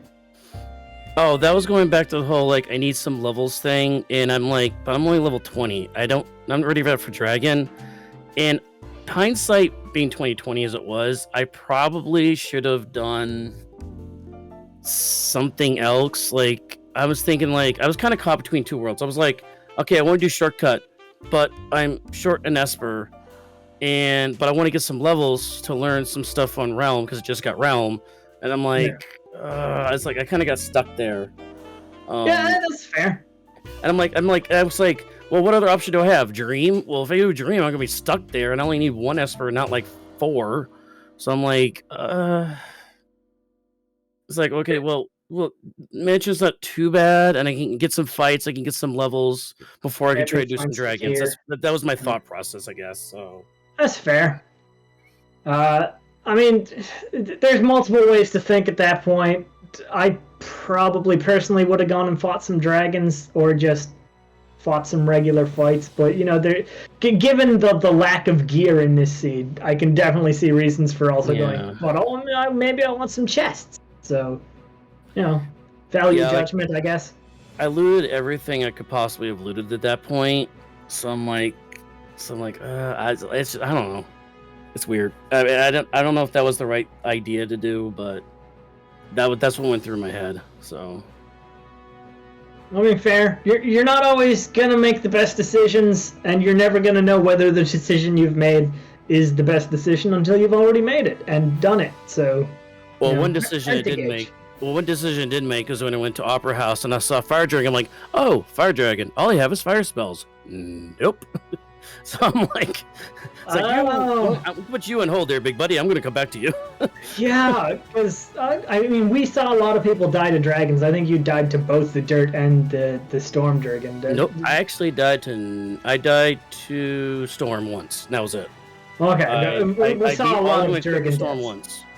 The first time I fought Storm, I died. But that was bad RNG because I got double wind slash, double raged, and I'm like, what can I do to that? There's nothing you can do against that. So just reset dragon. There's a couple things that reduce wind damage, but yeah, wind is so uncommon in the game that I did not know it was an element until I started playing it as a randomizer. It's the same reason that as a kid I thought the Storm Durgan could not be hit with lightning, because what other element is he gonna have? Well, actually, that's funny because I guess I ran into that the other day, is where it's like, I had I had a solo character with Blitz, and I'm versed in the statue I fought was the bomb one from Firehouse, and it pops out 4 targets. I'm like, well, what the heck am I supposed to do with this? Fire dance does all damage. It's like, oh wait, wind. So wind slash got rid of the bomb list, then bomb rush done. So I was like, oh yeah. Yeah, I mean, wind and water, and there's another one that I'm forgetting, I'm pretty sure. But there's Heart? just some elements. You forgot heart. Oh yeah, sorry. Heart. Go, Captain Planet. Go, Captain Planet. That's definitely the theme song. Yeah, there's just elements in this game that you basically wouldn't know existed in vanilla unless you were paying a huge amount of attention. Yeah, that's true. Well, yeah, that was a big digression, and I don't remember where we were before that. Do you have any other thoughts about the Siege? That's done from all the way back for why did I do Jidor? I think. Oh, right, yeah, okay. Jack, did you have any other questions for Saberwolf here? Oh, there is a Boojack in the channel? Apparently. There's a command, and there's a me having an emote.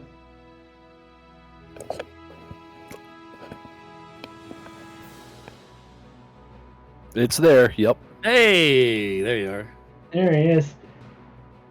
Okay. Doesn't look like we have anyone else running the race. I'll see if I can find someone to raid while Jack finishes up the interview, if he has anything else to add. No, we're good. All right, yeah, I mean, that was rough. I mean, I wish I was looking forward to finishing around 110 myself, but yeah, just remember to save, guys. Just remember to save before going into Kefka, because you never know what you're going to run into. Very much so. Well, GG's on the run. I mean, GG's especially on the tenacity and, just seeing it through despite some failure there. Always like to see that, and we'll see you on the next one. Alrighty, take care, guys. Cool. So we do have someone who finished the race but is then doing the Living Seed, which is a kind of thing, a specific kind of race we have where people get to change flags every week and the flags stay the same, and then people change another flag every week. So we will be rating Lunar Chimera here in a moment. But for now, just another exhortation to go follow our runners, follow our Restream team. And just so you know, any one of you could do a Restream. It's not that hard. Commentary is so easy, we even let Jack do it. And he hasn't talked for like 10 minutes. But we always want Restreamers and trackers and commentary people. Get on in there if you're part of the Discord. It's not that hard. I mean, I personally consider tracking hard, but other people don't. So, there's something that will appeal to you. And it would help us out a lot because we never have enough people to keep these going, keep everyone entertained. But that all being said, I'm gonna raid over to Lunar Chimera, and we can all watch them do the Living Seed, which is usually a complete clustered swear. And as always, Boo Jack. Thanks for tuning in. We will see you probably on Thursday for the next weekly, and perhaps on next Saturday for the weekly after that. Now, let's go see Lunar Chimera suffer and enjoy. Goodbye, everybody, and Boo Jack!